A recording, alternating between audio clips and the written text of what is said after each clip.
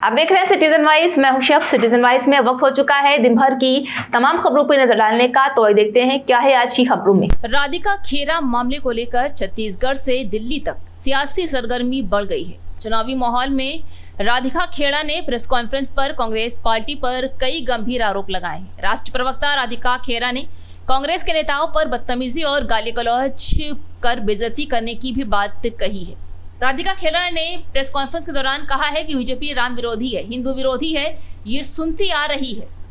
जहां 22 साल पार्टी में रही कभी नहीं माना, लेकिन मेरी आंखों से पर्दा उस दिन हटा जब मैं खुद रामलल्ला के दर्शन करने गई। मैं दर्शन करके आई तो मैं राममय हो चुकी थी। मैंने अपने घर में एक राम ध्वज लगाया। इसके बाद मुझे पार्टी में डांट लगाई गई, मुझे डिबेट में कम भेजा गया, मेरे खिलाफ षड्यंत्र रचा जा रहा था। उन्होंने कहा है कि मुझे छत्तीसगढ़ में लगातार अपमानित किया जा रहा था। मुझे सुशील आनंद शुक्ला ने और शराब ऑफर की थी। लगातार मुझे कोरबा में कमरे में सामने आकर शराब की ऑफर दी, जहां मीडिया चेयरमैन शराब पीकर मेरे कमरे को खटखटा रहे थे। उन्होंने आगे और क्या कहा है आइए जानते हैं। 30 तारीख की शाम के 6 बजे के आसपास की ये घटना है, जब मैं सुशील आनंद शुक्ला जी से बात करने गई तो उन्होंने मुझसे बदतमीजी करनी शुरू करी, मुझे गंदी गंदी गालियां देनी शुरू करी। उनके ऐसा इशारा करने पे दरवाजा अंदर से बंद कर लिया, कुंडी बंद कर ली गई, कमरा अंदर से बंद रहा और मुझे गंदी गंदी गालियां दी गई। तीनों उठ के मेरी तरफ आए। मैं अभी भी जब उस घटना के बारे में सोचती हूं तो मेरे रोंगटे खड़े हो जाते हैं। मैं बहुत जोर जोर से चिल्ला रही थी, मेरे हाथ में फोन था, मैं बार बार कहती रही कि मुझे बाहर जाने दीजिए, लेकिन लगातार मुझसे बदसलूकी करी जा रही थी। मैं हमेशा से सुनती आ रही थी कि भारतीय राष्ट्रीय कांग्रेस राम विरोधी है, भारतीय राष्ट्रीय कांग्रेस हिंदू विरोधी है, सनातन विरोधी है, लेकिन मैं कभी इस बात पे विश्वास नहीं करती थी। लगातार 22 साल में इस पार्टी में रही और हमेशा से पार्टी के बाहर भी अंदर भी हमेशा से ये सुनने को मिलता था, पर मैं कभी विश्वास नहीं करती थी। और हम कांग्रेस के सबसे बड़े नेता, आज तक के सबसे बड़े नेता महात्मा गांधी जी की तो हर सभा की शुरुआत ही रघुपति राघव राजाराम से होती थी। तो हम कभी सोच ही नहीं सकते थे और मैं मानती ही नहीं थी जब भी कोई चीज सामने आती थी। लेकिन मेरी आंखों से पर्दा उस दिन हटा, सच्चाई मेरी आंखों के सामने उस दिन आई जब मैं स्वयं रामलल्ला के दर्शन करने गई।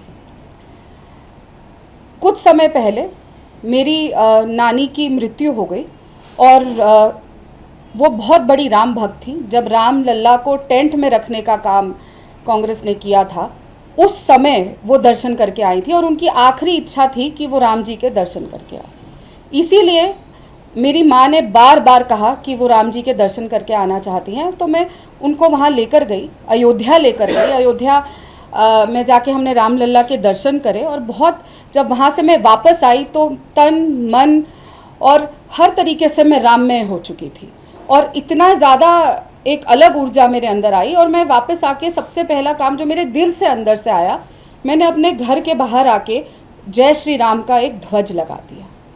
बस वो ध्वज लगाने की देरी थी कि आग लग गई। और उसी समय से हमारी पार्टी, मतलब जिस पार्टी में मैं पहले थी, कांग्रेस पार्टी ने मेरे से नफरत करनी शुरू कर दी। और वो तुरंत जब मैंने फोटो डाली, वीडियो डाले, तो मेरे को लगातार डांट सुननी पड़ी और लगातार बोला गया कि इसको आपने क्यों किया, क्यों तुम राम मंदिर होके आई जब चुनाव सर पे है, क्यों हर बार ये डाल रही हो। और मुझे लगातार कहा जाता था कि तुम बहुत हिंदू धर्म के लिए बोलती हो और कई बार मुझे रोक दिया जाता था डिबेट्स पे कि नहीं तुम बहुत ज़्यादा हिंदू धर्म के लिए बोलती हो। क्या अपने धर्म का स्टैंड लेना गलत है? मैं तब समझ नहीं पाती थी।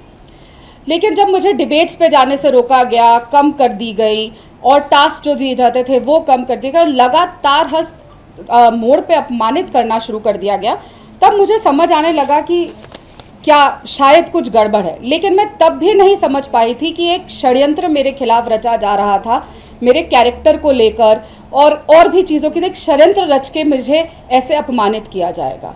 मैं छत्तीसगढ़ के चुनाव की मीडिया की प्रभारी बनी और ये मेरा तीसरा बार था। 2 विधानसभा चुनाव भी मैं बतौर मीडिया प्रभारी वहां काम कर चुकी हूँ और इस बार लोकसभा चुनाव पे मेरी जिम्मेदारी थी। तो ये दर्शन के बाद कुछ समय बाद जब मैं छत्तीसगढ़ गई तो लगातार मुझे अपमानित किया जा रहा था। और यहीं से बात शुरू नहीं होती। जब राहुल गांधी जी की भारत जोड़ो न्याय यात्रा चल रही थी, तो वहाँ के जो मीडिया चेयरमैन थे छत्तीसगढ़ के, सुशील आनंद शुक्ला, उनका मैं नाम सुशील तो अब कहना शोभा नहीं देता, दुशील ही कहेंगे उन्हें, तब भी उन्होंने राहुल गांधी जी की यात्रा के दौरान मुझे शराब ऑफर करी। उनके साथ एक और उनके साथी थे धनंजय ठाकुर, और यहाँ से कांग्रेस के 2 लड़कियां जो काम करती थी मीडिया डिपार्टमेंट में, वो मेरे साथ थी, और उनके सामने ही हुआ कि लगातार मुझे रात को कमरे में, जब हम कोरबा में थे, जब हम वहाँ पे यात्रा में वेट कर रहे थे रात को, तो मुझे लगातार फोन करके सामने भी आके कि आपको कौन सी शराब चाहिए, हम आपके कमरे में शराब पहुंचाने का काम करेंगे। और शराब पी के 5 से 6 इसके प्रवक्ताओं के साथ मीडिया चेयरमैन आके मेरे कमरे पे भी खटखटाते थे। ये बात मैंने सचिन पायलट जी को भी तब कही थी, वहां के प्रदेश अध्यक्ष को भी, दीपक बैद जी को भी कही थी, और दिल्ली में भी जयराम रमेश जी से लेकर पवन खेड़ा जी सब तक मैंने ये बात बताई थी कि इस तरीके से भारत जोड़ो यात्रा के समय मेरे साथ किया गया। लेकिन तब भी कुछ नहीं हुआ, मैंने तब भी ध्यान नहीं गया कि ये सब इसीलिए मुझे इग्नोर किया जा रहा है, ये मेरी बात को नहीं सुना जा रहा है, क्योंकि मैं पार्टी की जो विचारधारा है, जो हिंदू विरोधी विचारधारा है, राम विरोधी विचारधारा है, उसके साथ मैच नहीं कर पा रही हूं, तो इसलिए इस तरीके से मेरे साथ बदसलूकी करी जाएगी और कोई भी नेता कुछ नहीं बोलेगा। और हद तब पार हो गई जब 30 तारीख को छत्तीसगढ़ कांग्रेस के मुख्यालय में रायपुर में किसी भी नेता के लिए, किसी भी पॉलिटिशियन के लिए, जो हमारी पार्टी का मुख्यालय होता है वो मंदिर के समान होता है, और हम सबसे सेफ अगर कहीं होते हैं तो वो उस मुख्यालय में होते हैं। लेकिन 30 तारीख की शाम के 6 बजे के आसपास की ये घटना है, जब मैं सुशील आनंद शुक्ला जी से बात करने गई तो उन्होंने मुझसे बदतमीजी करनी शुरू करी, मुझे गंदी गंदी गालियां देनी शुरू करी, और ऐसी ऐसी गालियां जिनका मैंने सोचा भी नहीं था कि ऐसे कोई शब्द भी हो सकते हैं दुनिया में, और लगातार गंदी गंदी चीजें बोलने लग गए और चिल्लाने लग गए। तब मैं चिल्लाई, बहुत चिल्लाई, वहां पे बाहर लोग बैठे हुए थे, और मैंने चिल्ला के ये भी कहा कि जाके नीचे से प्रदेश के महामंत्री को बुला के लाइए और लोगों को बुला के लाइए, लेकिन कोई नहीं हिला। फिर वो जब मैंने अपना फोन बाहर निकाला कि मैं आपको रिकॉर्ड कर रही हूं, ऐसे हाथ में फोन पकड़ा, तो सुशील आनंद शुक्ला ने इशारा किया, और उस कमरे में 2 और लोग थे, 2 और प्रवक्ता थे, जिन्होंने उनके ऐसा इशारा करने पे दरवाजा अंदर से बंद कर लिया, कुंडी बंद कर ली गई।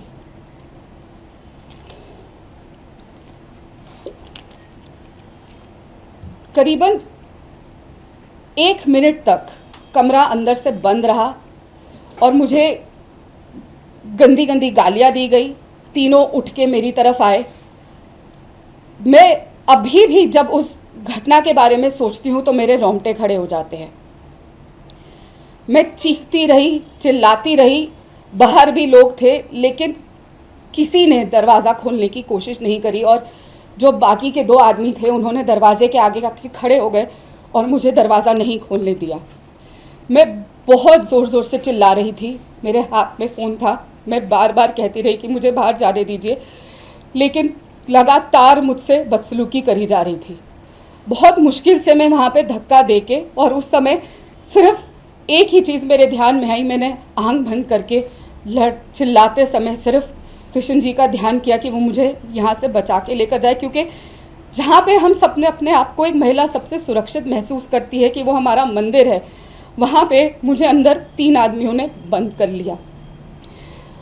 बहुत मुश्किल से धक्का देके मैं वो दरवाज़ा खोल के चिल्लाती हुई, चीखती हुई कांग्रेस ऑफिस में सीढ़ियों से जो लोग वहाँ पे गए उन्होंने देखा कि वो 1st फ्लोर पर ऑफिस है। मैं नीचे भागती हुई गई, चिल्लाती हुई, सीधा प्रदेश के महामंत्री, जनरल सेक्रेटरी और प्रभारी ऑर्गेनाइजेशन के कमरे में गई, चीखती चिल्लाती बिलबिलाती, और मैं सिर्फ इतना कहती रही, बताती रही कि मेरे साथ क्या हुआ है। लेकिन जो प्रदेश के महामंत्री भी थे वो जूते उतार के बैठे रहे, कोई नहीं खड़ा हुआ, किसी ने उस आदमी को नहीं बुलाया, किसी ने नहीं पूछा क्या हुआ, और एक तमाशा वहां बनता रहा। मेरी घड़ी 154 पे मेरा बीपीएम चला गया, और घड़ी ऐसे फट कर रही थी, लग रहा था कि घड़ी ही फट जाएगी। मेरे हाथ पैर ठंडे पड़ गए। मैं वो सोचती भी हूँ तो मेरे रोंगटे खड़े हो जाते हैं जो मेरे साथ उस पल हुआ।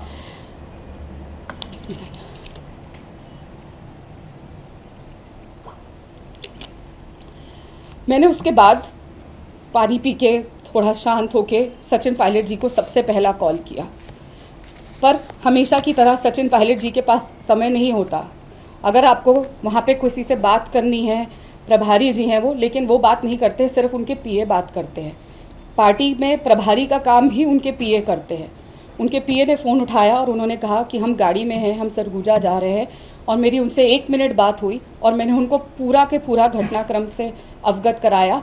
और उन्होंने कहा कि 1 मिनट रुकिए। उन्होंने वहाँ पे बात करी और मुझे कहा आप चुप रहिएगा, चुनाव का समय है, बिल्कुल चुप रहिएगा, कुछ मत करना। और उन्होंने फ़ोन रख दिया।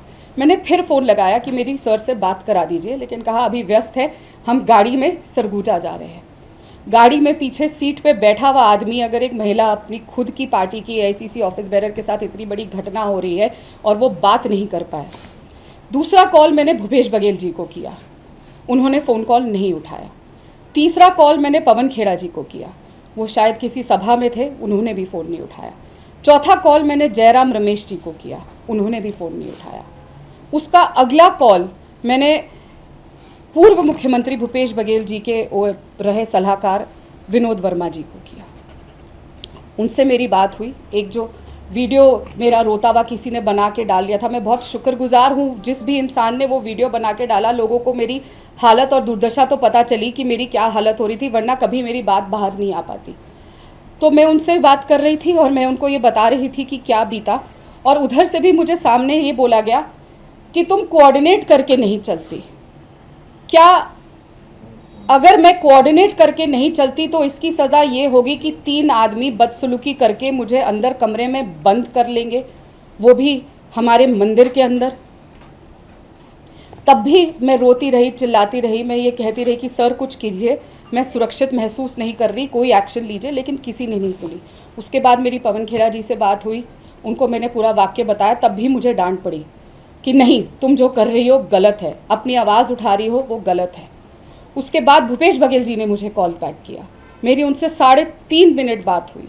मैंने उनको पूरा घटनाक्रम बताया और ये कहा कि आप मेरे परिवार को जानते हैं, आप मेरे चुनाव प्रचार में आए हैं, आप हमें हर साल बेटी बना के तीजापोरा के लिए छत्तीसगढ़ बुलाते हैं, मैं छत्तीसगढ़ की बेटी हूँ, और आप ही के आदमी, आप ही के बनाए हुए सुशील आनंद शुक्ला जो आपके साथ काम करते हैं, उन्होंने ऐसे बदतमीजी करी। पूरी बात सुन के सामने से जब मैंने उन्हें कहा कि मुझे इतनी पीड़ा हो रही है, इतना घबरा गई हूँ, मैं अस्पताल से वापस आ रही थी उस समय, तो मैं सोच रही हूँ कि मैं राजनीति ही छोड़ दूँ, तो भूपेश बघेल जी ने सामने से मुझे कहा नहीं, तुम छत्तीसगढ़ छोड़ दो। जब ये सामने से कहा गया कि छत्तीसगढ़ छोड़ दो, तब मुझे चीज़ें सामने से समझ आनी शुरू हुई कि किस तरीके से एक षड्यंत्र के तहत ये सब मेरे साथ किया गया। उसके बाद 6 दिन मैंने इंतज़ार किया। 6 दिन में लगातार राहुल गांधी जी, प्रियंका गांधी जी, जयराम रमेश जी, राहुल गांधी जी और प्रियंका गांधी जी के जो पीए पार्टी चलाते हैं, अलंकार सवाई जी, कौशल विद्यार्थी जी, संदीप सिंह जी, सबको लगातार कॉल करती रही, मैसेज किए, चिट्ठियाँ लिखी, खड़गे जी के ऑफिस में भेजा, पर कहीं से कोई जवाब नहीं आया, कहीं से कोई मदद नहीं आई। जयराम रमेश जी को भी मैंने रात को 1:30 बजे पूरी चीज़ लिख के भेजी, उन्होंने सुबह 7 बजे वो मैसेज पढ़ लिया, लेकिन उन्होंने एक फ़ोन कॉल नहीं किया, एक बार मुझसे बात नहीं करी। और मैं अपनी मर्जी से तो छत्तीसगढ़ गई नहीं थी, मुझे पार्टी ने वहाँ पे बकायदा तीसरी बार भेजा था, तो मैं पार्टी की जिम्मेदारी थी, एक एआईसीसी की ऑफिस बेरर हूँ और मुझे वहाँ भेजा गया था, लेकिन किसी ने कोई रिएक्शन नहीं दिया। दोपहर जब मैंने ट्वीट करना शुरू किया और न्याय की गुहार मांगी, तब एक फ़ोन कॉल जयराम रमेश जी का आया। मैं उस वक्त डॉक्टर पे थी, मैं नहीं उठा पाई, और तुरंत 15 मिनट बाद मैंने कॉल बैक किया, तो उसके बाद फिर उन्होंने नहीं उठाया। जैसे होता है कि बस हाँ फ़ोन कर दिया, नहीं उठाया तो हमने एक रजिस्टर कर दिया कि कॉल है, लेकिन किसी ने नहीं सुनी। मैं लगातार शिकायत करती रही। मैंने अलंकार जी को, जब उनका एक रिप्लाई आया, उन्होंने कहा कि आपने जयराम जी से ये बात कही है, मैंने कहा बिल्कुल कही है, पूरी घटनाक्रम फिर बताई कि किस तरीके से मेरे बारे में गलत बातें मीडिया में कही जा रही हैं, तब भी कुछ नहीं हुआ।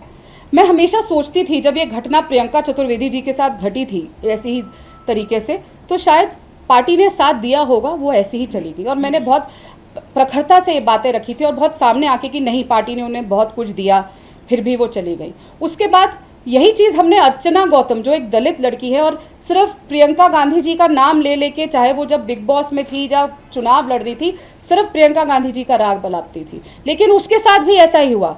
भारतीय राष्ट्रीय कांग्रेस के राष्ट्रीय मुख्यालय AICC 24 अकबर रोड में गुंडों को भेजकर उसको पीटा गया था। और तब भी उसने कहा था कि ऊपर के इशारे से मेरे साथ ऐसा हुआ था, लेकिन मैंने तब भी यकीन नहीं किया था। मैं तब भी नहीं मानती थी कि मेरी पार्टी ऐसा कर सकती है। फिर जब अंकिता दत्ता ने कंप्लेंट करी VV श्रीनिवास के खिलाफ, तो कंप्लेंट करने का नतीजा यह हुआ कि उसको पार्टी से निकाल दिया गया।